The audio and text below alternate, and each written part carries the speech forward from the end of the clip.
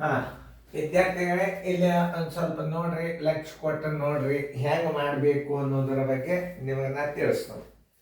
ಒಂದು ಭಿನ್ನ ರಾಶಿ ಪ್ರಶ್ನೆ ಓದ್ಕೋರಿ. ಮೊದಲ ನೀವು ಓದ್ಕೊಂಡ್ರಿ ಅಂದ್ರೆ ಅರ್ಥ ಆಗ್ತದೆ. ಯಾಕಂದ್ರೆ ಸರಿಯಾಗಿ ತಿಳ್ಕೊಬೇಕಾಗ್ತದೆ.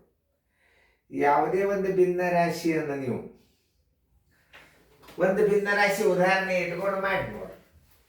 ಈಗ ನಾ ಹೇಳಾಗ ನೀವು ಲಕ್ಷ ಕೊಟ್ಟು ನೋಡ್ರಿ, ನೀವು ಉತ್ತರ ಹಾಕಿರಿ. ಸುಮ್ಮ ಅಂದಾಜ್ ಮೇಲೆ ಉತ್ತರ ಹಾಕಬಾರ್ದು. ಯಾವುದೇ ಒಂದು ಗಣಿತವನ್ನು ಪರ್ಫೆಕ್ಟ್ ಅರ್ಥ ಮಾಡ್ಕೋಬೇಕು. ಅರ್ಥ ಮಾಡ್ಕೊಂಡ್ರೆ ಉತ್ತರ ತೆಗಿಲಿಕ್ಕೆ ಬರ್ತದೆ. ಅವ್ರ ಉತ್ತರ ಪತ್ರಿಕಾದಾಗ ಇದನ್ನು ಹೇಳ್ಯಾರ, ಇದಕ್ಕೆ ಹಾಕ್ರಿ ಅಂತ ನಾ ಕೆಲವೊಂದು ವಿಡಿಯೋಗಳನ್ನು ನೋಡಿಲ್ಲ. ಹಂಗೆ ಬೇಡ. ಯಾವುದೇ ಒಂದು ಭಿನ್ನ ರಾಶಿಯನ್ನು ಈ ಕೆಳಗಿನಂತಾದರೆ ಒಂದು ಭಿನ್ನ ರಾಶಿಯು ಹಾಗೆ ಉಳಿಯುತ್ತದೆ. ಅಂದರೆ ಮೂಲ ಭಿನ್ನ ರಾಶಿ ನೀವು ಒಂದು 2-3 ಅಂಶ ಅಂತ ಇಟ್ಕೊಳ್ಳಿ. ಹೊಳ್ಳಿ ಏನು ಇದೇ ಉತ್ತರ ಬರಬೇಕದು. ಏನು ಮಾಡಿದರೆ ಅದೇ ಉತ್ತರ ಬರ್ತದ.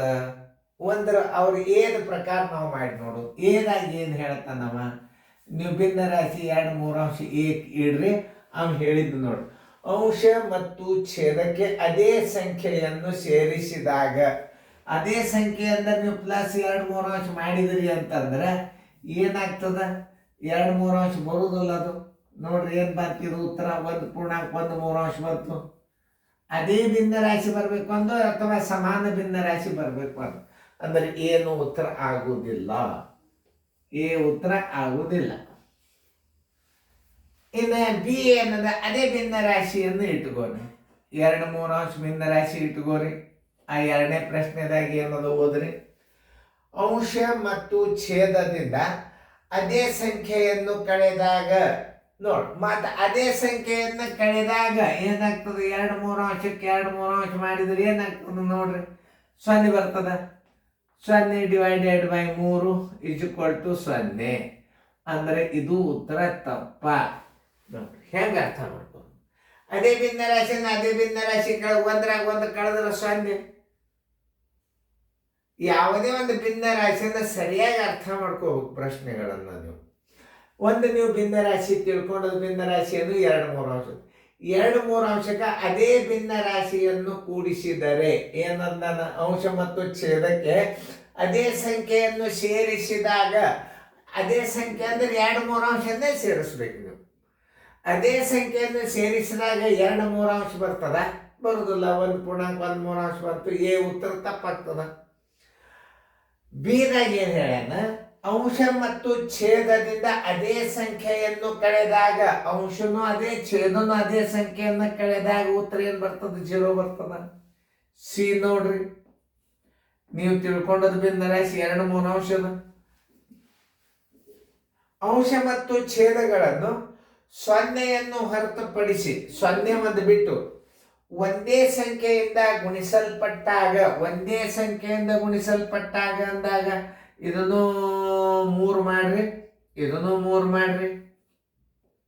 ಮಾಡಿದಾಗ ಎಷ್ಟು ಬರ್ತದೆ ನೋಡ್ರಿ? 3 2 6, 3 3 9.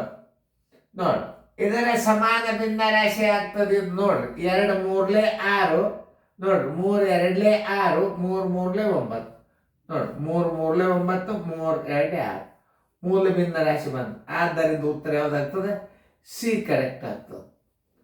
ಅದೇ ಭಿನ್ನ ರಾಶಿ, ಸಮಾನ ಭಿನ್ನ ರಾಶಿಯೇ ಬರ್ತದ ಒಂದು. ಇದಕ್ಕೆ ಅದೇ ಭಿನ್ನ ರಾಶಿ ನೀವು ಕನಿಷ್ಠ ರೂಪಕ್ಕೆ ತಂದ್ರೆ ಉತ್ತರ ಬರ್ತದ. ಇನ್ನು ಡಿ ಮಾಡಿ ನೋಡ್ರಿ. ಏನು 2-3 ಅಂಶ ನಿಮ್ಮದು ಮೂಲ ಭಿನ್ನ ರಾಶಿ ಅದ. ಇದರ ವೃತ್ತಕ್ರಮ ರೆಸಿಪ್ರೊಕಾಲ್ ಅಂದರೆ ವೃತ್ತಕ್ರಮದಿಂದ ಗುಣಿಸಲ್ಪಟ್ಟಾಗ, ವೃತ್ಕರ್ಮದಿಂದ ಗುಣಿಸಲ್ಪಟ್ಟಾಗ ಅಂದ್ರೆ ಮೇಲೆ 3 ಮಾಡ್ರಿ, ತಳಗೆ 2 ಮಾಡ್ರಿ. ಈ 2 ಒಂದಲೇ, ಈ 2 ಒಂದಲೇ, ಇದು 3 ಒಂದಲೇ, ಇದು 3 ಒಂದಲೇ. 1/1 = 1, 2 3 ಅಂಶ ಬರಲಿಲ್ಲ. ಆದ್ದರಿಂದ ಉತ್ತರ ಸಂಖ್ಯೆ ಸಿ ಉತ್ತರ ಆಗ್ತದ. ಹಿಂಗೆ ನೀವು ಸರಿಯಾಗಿ ಅರ್ಥ ಮಾಡ್ಕೋಬೇಕು ಯಾವುದೋ ಒಂದು ಪ್ರಶ್ನೆ. ನೋಡ್ರಿ, ನಾ ಎಷ್ಟು ಚಂದ ತಿಳಿಸಿ. ಯಾಕಂದ್ರೆ ಈ ಗಣಿತಗಳು ತಿಳಿಬೇಕಾದ್ರೆ ನಿಮಗೆ ಯಾವುದೇ ಒಂದು ವಿಷಯ ಪರ್ಫೆಕ್ಟ್ ನಾಲೆಜ್ ಇರಬೇಕು. ನಿಮಗೆ ಅದನ್ನು ಅರ್ಥ ಮಾಡಿಕೊಂಡು ತಿಳ್ಕೊಂಡಿರ್ಬೇಕು. ಅಂದರೆ ಇದಕ್ಕೆ ಉತ್ತರ ಹಾಕ್ಲಿಕ್ಕೆ ಬರ್ತದೆ. ಈಗ ನವೋದಯ ಪ್ರವೇಶ ಪರೀಕ್ಷೆ 24 42ನೇ ಲೆಕ್ಕವನ್ನು ನಾನು ತಿಳಿಸಿ ಹೇಳಿನಿ. ಮತ್ತೆ ರಿಪೀಟ್ ನೀವು ಮಾಡಿ ನೋಡ್ರಿ. ಒಂದು ಸಂಖ್ಯೆಯನ್ನು ಅದೇ ಸಂಖ್ಯೆಯನ್ನು ಕೂಡಿಸಿದಾಗ ಮೂಲ ಭಿನ್ನರಾಶಿ ಬರುವುದಿಲ್ಲ, ಉತ್ತರ ಎ ತಪ್ಪು. ಒಂದು ಭಿನ್ನರಾಶಿ ಅದೇ ಭಿನ್ನರಾಶಿಯನ್ನು ಕಳೆದಾಗ 2-3 ಅಂಶ ಬರುವುದಿಲ್ಲ, 0 ಬರ್ತದೆ, ಅದು ಉತ್ತರ ತಪ್ಪು. ಮೂರನೇದು 2-3 ಅಂಶಕ್ಕೆ ಮತ್ತು ಛೇದಕ್ಕೆ ಅದೇ ಅಂಕಿಯಿಂದ ಗುಣಿಸಿದರೆ ಸಮಾನ ಭಿನ್ನರಾಶಿ ಆಗ್ತದೆ, ಅದನ್ನು ಕನಿಷ್ಠ ರೂಪಕ್ಕೆ ತಂದ್ರೆ ಮೂಲ ಭಿನ್ನರಾಶಿ ಬಂತು, ಆದ್ದರಿಂದ ಉತ್ತರ ಸಿ ಆಗ್ತದೆ. ನಾಲ್ಕನೇದು ಏನದ, ಒಂದು ಭಿನ್ನರಾಶಿಗೆ ಗುಣಕ ವಿಲೋಮ ಅಂದ್ರೆ ವೃತ್ತಕ್ರಮ ರೂಪ ಮಾಡಿದಿರ ಅಂದ್ರೆ ಅಂಶದ್ದು ಛೇದದ ಅಂಶದಲ್ಲಿ ನೀವು ಗುಣಾಕಾರ ಮಾಡಿದಿರ ಅದ್ರ ಉತ್ತರ 1 ಬರ್ತದೆ. 2-3 ಅಂಶ ಬರಲಿಲ್ಲ, ಡಿ ಉತ್ತರನು ತಪ್ಪಾಗ್ತದೆ. ಆದ್ದರಿಂದ ಉತ್ತರ ಸಂಖ್ಯೆ ಯಾವುದು, ಸಿ ಉತ್ತರವಾಗುತ್ತದೆ. ಇಷ್ಟ ಅರ್ಥ ಮಾಡ್ಕೋಬೇಕು ನೀವು,